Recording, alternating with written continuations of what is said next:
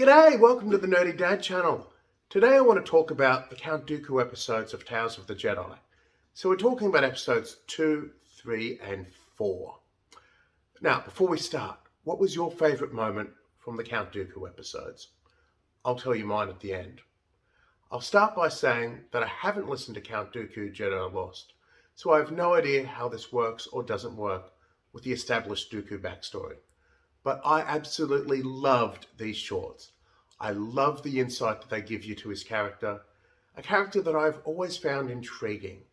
It doesn't hurt that the original was played by the legendary Christopher Lee. Episode 2, Justice, was directed by Saul Ruiz. Episode 3, Choices, was directed by Charles Murray and also Saul Ruiz. And episode 4 was again directed by Saul Ruiz. And it was all overseen by the man in the cowboy hat himself, Dave Filoni, who also wrote both of Justice and the Sith Lord. But Choices was co-written by Charles and Elin Murray. As I said earlier, I love the depth that these episodes add to Dooku, and his fall from a noble Jedi Knight to a corrupt Sith Lord. Even after he left the Order, he didn't fall immediately. Before the Clone Wars, Ki-Adi-Mundi said this of Dooku.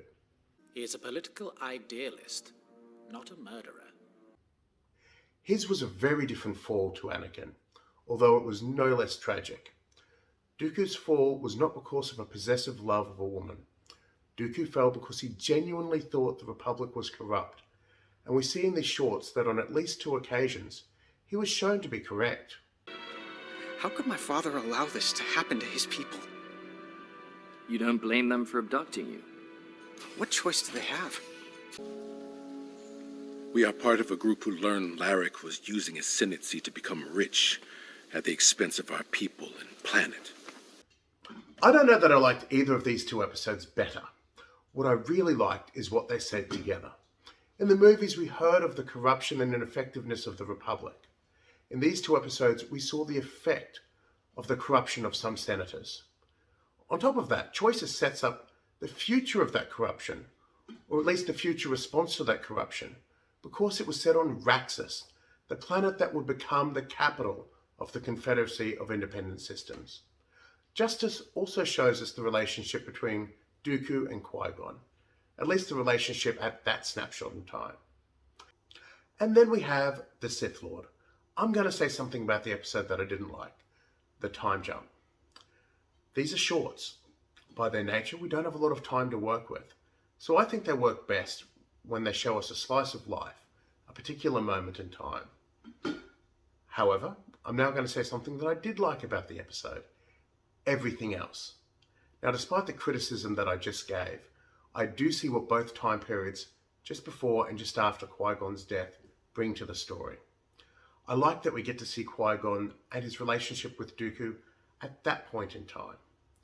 And then we get the back half of the episode.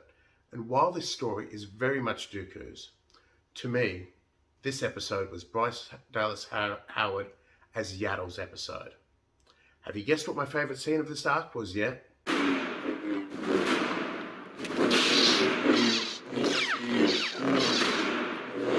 The best lightsaber duels are not just fantastic choreography in action, although they're that too.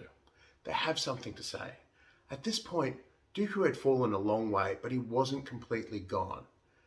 And while Darth Sidious didn't say, "Rise, Darth Tyrannus," to the camera, this was the moment where he truly fell to the dark side. He left the Jedi Order because of corruption. But how corrupt did he become, working with groups such as the Banking Clan and Techno Union as the leader of the Confederacy, to say nothing of working with Sidious? How corrupted was he when he killed his friend, Sifo Dyas, to create a clone army in his name, a clone army designed to kill every member of the Jedi Order that he had just left? Look, I'll be back tomorrow to give my thoughts on the Ahsoka episodes. Please like this video, subscribe to the channel, and keep the Dooku conversation going in the comments. This is the Nerdy Dad, signing off.